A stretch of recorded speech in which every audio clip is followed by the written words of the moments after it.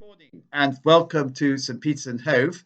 I'm Father Alexander, and it's time for our 233rd step in our walking tour through the Bible. And we get to the famous chapter 7 of Isaiah. And I say the famous chapter 7 because this is endlessly quoted at this time of year. We're in December, we're in Advent, we're in the second part of Advent. And also because it's quoted in the Gospel of St. Matthew. You know the famous quote, it's a virgin will conceive and will give birth to a son whom she will call Immanuel, a name which means God is with us.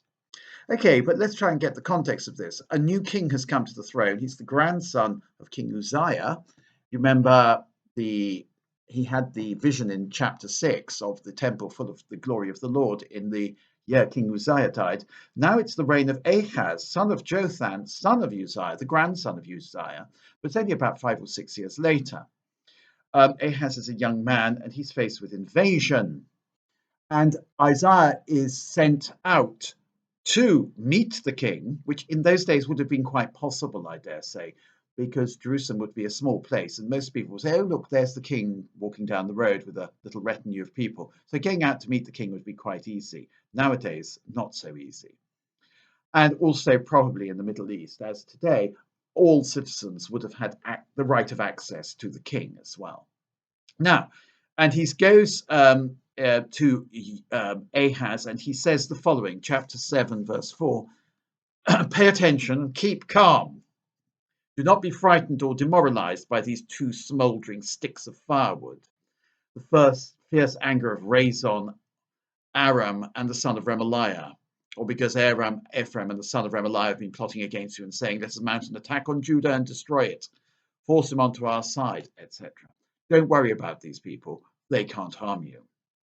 The Lord says this will not happen, it will not occur. And then he says that the northern kingdom that is threatening the southern kingdom of Judah is going to be destroyed in 65 years' time. Well, and then, of course, another prophecy comes along, given to the king. The Lord spoke to Ahaz again and said, ask the Lord your God for a sign, either in the depths of Sheol or in the heights above. But Ahaz, who is a good religious king, by the way, says, I will not ask. I will not put the Lord to the test. Well, that seems perfectly reasonable, doesn't it? I mean, Jesus himself says to Satan, you shall not put the Lord your God to the test. He then said, Isaiah said, listen now, house of David, are you not satisfied with trying human patience, that you should try my God's patience too? So you gave the wrong answer there. The Lord will give you a sign in any case. It is this. The young woman is with child and will give birth to a son whom she will call Immanuel. Now, what exactly does this mean? The Greek, and here you have a massive sort of endless discussion that's been going on for centuries. The Greek says parthenos, which means the virgin will conceive and give birth to a son. So it's a prophecy of the virgin birth. The Hebrew word, though, just says basically the young woman who would almost certainly have been a virgin, but could mean the young woman who's just got married. So what this could mean is that the young woman who's just got married is with child and will give birth to a son whom she will name Immanuel. In other words, it could be a prophecy that King Ahaz is going to have a son. King Ahaz is still very young, he's about 21. That King Ahaz will have a son, and this son will be Immanuel. But one of the things that's strange about this is that the Greek version was circulating for many years, which said Parthenos. And so clearly the translators of the Greek version, and that was, don't forget, a Greek translation which was pre-Christian, saw this as a virgin giving birth. And so an extraordinary, miraculous birth, not the king's son, who is going to be born in the normal way. So it's rather odd, isn't it? And the other thing that's very odd, actually, which is even more odd, is that Immanuel, the name God is with us, is only used here and later in St. Matthew's Gospel. There are no people in the Bible called Immanuel. So the word Immanuel essentially just means Messiah, it seems to me. It's not a person's name. You don't get people called Immanuel in the way that you get people called Simon. People have, for example, done a lot of studies on the names used in the Bible and the names used in the New Testament. They've come up with the absurd, it seems to me. Well, I mean, I don't say it's not true, but it's hilarious that 1/5 of all men in Judah in the time of Jesus were called Simon, just like probably 1/5 of all men in North Wales are called Jones. So that's why you have Simon the Zealot, Simon Peter. Everybody had to have a second name in order to distinguish them. But Immanuel, nobody's called Immanuel. So this child is unique. This child is special. This child is God with us. Now, we've just had the 6th chapter, which is about God with us in the temple. So God in the temple is with us. He's there in the midst of Jerusalem. And now we've got God with us in a child. The child is God with us. The glory of God is, if you like, moving from the temple into the child, or the sign of the glory of God is going to be the child. Very strange. Now, on curds and honey will he feed until he knows how to refuse the bad and choose the good, until he reaches the age of reason, 7 years old. He's going to eat curds and honey. In the translation by Monsignor Knox, butter and honey is what he's going to eat. Sounds utterly disgusting. And indeed, it's a strange diet to give a child, because this is honey is what John the Baptist ate. It's what you hunter-gatherers find. When you find bees, you find honey, and you do get quite a lot of honey in the Old Testament. If you remember, Samson was also connected with honey.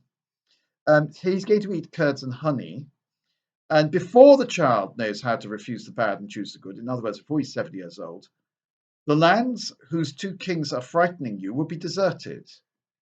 The Lord will bring times to you, your people and your ancestral house, such as not been seen since Ephraim broke away from Judah. In other words, since the great disaster of the splitting of the kingdoms. So your enemies are going to be laid waste when this child is still a baby. And of course, your kingdom, the house of David, is going to be restored to its former glory. But of course, you see, this is it. Is this a real child? By which I don't mean, is it the figment of your imagination? No, but rather, is this child a child who's going to be born now, or is this child a promise of some long, to be awaited for a long time, glory of the house of Judah, of the house of David? In other words, is this child Jesus Christ, or is this child some relation of King Ahaz? Well, our reading is clearly it's Jesus Christ. Ahaz is going to have a hard time, but his enemies will be got rid of. But then it goes on, verse 18, and it says that, the whole of Judah is going to have a very hard time as well. But we've been given the promise of future glory in this child, who is the Messiah, who is God among us, who is the glory of God in our midst. But in the meantime, human endeavor is going to go down the drain. And this is the vision from verse 18 until the end of the chapter. Now, the editors of the Jerusalem Bible in the footnotes say that what follows in the chapter has nothing to do with it at all. However, the original editors of the book of Isaiah, who predate the editors of the Jerusalem Bible by some centuries, they clearly wanted this passage to be here. And the fact that this passage is here is important. We must take the book as it is given to us. We mustn't rearrange the book. And of course, we have this apocalyptic vision. God is going to call up mosquitoes from Egypt and bees from the land of Assyria and so on. And the whole land is going to be laid waste. In particular, people are going to eat curds and honey because all agriculture is going to cease. That is what he's saying. So he says, any hillside formerly under the hoe, for fear of the brambles and thorn bushes, it will be fit only for pasturing the cattle, a tramping ground for sheep. In other words, Judah is going to return to a purely pastoral economy. Agriculture will cease. Thorns and brambles and thistles will grow instead, where there were once fertile fields. Very odd, this passage.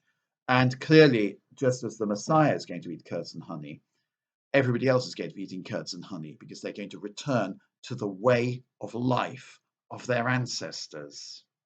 They're going to go, if you like, back in time to the time of Abraham, who was not a farmer. Abraham was a pastoralist.